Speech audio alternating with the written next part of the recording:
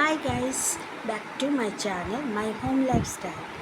আজকে হচ্ছে মহরম, তাই মুসলমান সব ভাই বোনেদের আমার তরফ থেকে ঈদ মুবারক। তো আপনারা সবাই কেমন আছেন? আমি ভালো আছি।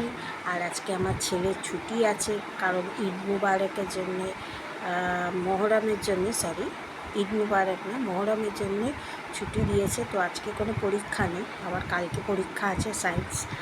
কালকে যথারীতি ভালো হয়েছে, আমি জানি না, ও বলছে। তো আপনাদের জন্য কালকে ব্লগ নিয়ে আসিনি, কিন্তু শর্টস নিয়ে এসেছি। তো আজকে আপনাদের জন্য ব্লগ নিয়ে এসেছি। তো আপনারা যদি আমার ওই ভিডিওটা, আগের ভিডিওটা না দেখে থাকেন, তাহলে এই ভিডিওটা পরে ওই ভিডিও গিয়ে দেখে আসবেন। ওখানে আমি শাড়ি আপলোড করেছি এবং আমার বিজনেস ব্লগে গিয়েও আমি শাড়ি আপলোড করেছি। আর আজকে আমি এখান থেকে ভিডিও করছি, কারণ ওই ঘরে মাসি ঘর পুচ্ছিল বলে, তাই এই ঘর থেকেই আমি ভিডিওটাকে করছি আপনাদের জন্য। আর আজকে অনেকটাই দেরি হয়ে গেল, বুঝতেই পারছেন। ছেলে থাকলে যা হয়, টিফিন করা, এই করা। আর আজকে আমি সত্যি কথা সকালে টিফিন করিনি, কারণ ছেলে সকালে ওর বাবা পরোটা মাংস নিয়ে গেছে, তাই ছেলেও মাংস আর পরোটাই খেয়েছে। তো আমার জন্যে আর কি টিফিন করব, ও যখন খেয়ে নিয়েছে। তো আমি জোম্যাটো থেকে আজকে আমি একটু ইডলি আনিয়েছিলাম, ফ্রাইড ইডলি। তো ওটা বাই ওয়ান গেট ওয়ান ছিল। তো আমি নিজেরটা খেয়েছি আর ছেলেরটা রেখে দিয়েছি, কারণ আমি খাবো আর ছেলে খাবে না সেটা তো হয় না, যখন ও মজুদ আছে বাড়িতে। তো ও খাবো খাবো করছিল, কিন্তু আমি ওকে খেতে দিইনি, কারণ দুপুরবেলা আবার মাংস আছে। তাই আজকে আমি ওকে সন্ধ্যেবেলাও গরম করে দেবো, খেয়ে নেবে। কালকে টিফিনে ভাবছি আলু ভাজা রুটি করে দেবো, ও নিয়ে যাবে। আবার ভেতরটা মনে হয় চা খেতে গিয়ে একটু পুড়ে গেছে। যাই হোক, এখন পেটটা ভার আছে। দুপুরবেলা ভাবছি স্কিপ করে যাব, মাংস খাবো না। তো আমার মাংসটা আমি রাত্রিবেলা খাবো। তো কষাই করেছে মাংস, তো রাত্রিবেলা আমার মাংসটা আমি রাত্রিবেলায় খাবো।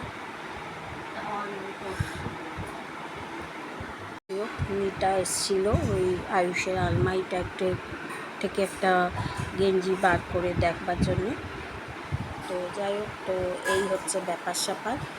তো আপনারা এখন তো মানে কী বলবো, 12টা বেজে গেছে, তাই good afternoon all of you. তো আজকে আপনারা মহরমে কোথায় কোথায় যাচ্ছেন, আমার ভাই বোনেরা, ঈদের মুসলমান ভাই বোনেরা, আপনারা কোথায় কোথায় যাচ্ছেন আমাকে কমেন্ট বক্সে লিখুন। হ্যাঁ, আমাদের সাধারণত আমার কোনো মুসলমানের কোনো ভাই বোন নেই, বা আমার কোনো রিলেটিভসও নেই যে যাদের বাড়িতে আমি ঈদ মোবারক করতে যাব। তো আজকে ওদের জন্য খুব খাস, তো ভালো করে সেলিব্রেশন করবেন এবং ঘুরবেন ফিরবেন, মজ মস্তি করবেন, এটাই আমার কামনা।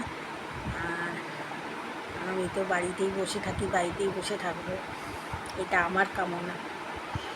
যাই হোক, তো আপনারা ভালো আছেন শুনেও মানে ভালো থাকবেন। আর বাইরে তো প্রচণ্ড গরম, ঘুরবেন ফিরবেন, কিন্তু বেশি ঘুরবেন না, শরীর খারাপ হবে আপনাদের এই গরমে। তো আজকে আমি আপনাদের জন্য ইউটিউবে ব্লগ রাখলাম, আর আমার গোপালকে দেখাবো। আর আমার বিশেষ করে স্নান হয়ে গেছে, এখন পুজো হয়ে গেছে। তো আমি আপনাদের এটা দেখিয়ে আমি শেষ করছি, ঠিক আছে। ঘর ঝাড় দেওয়া, বিছনা তোলা সব কিছু হয়ে গেছে।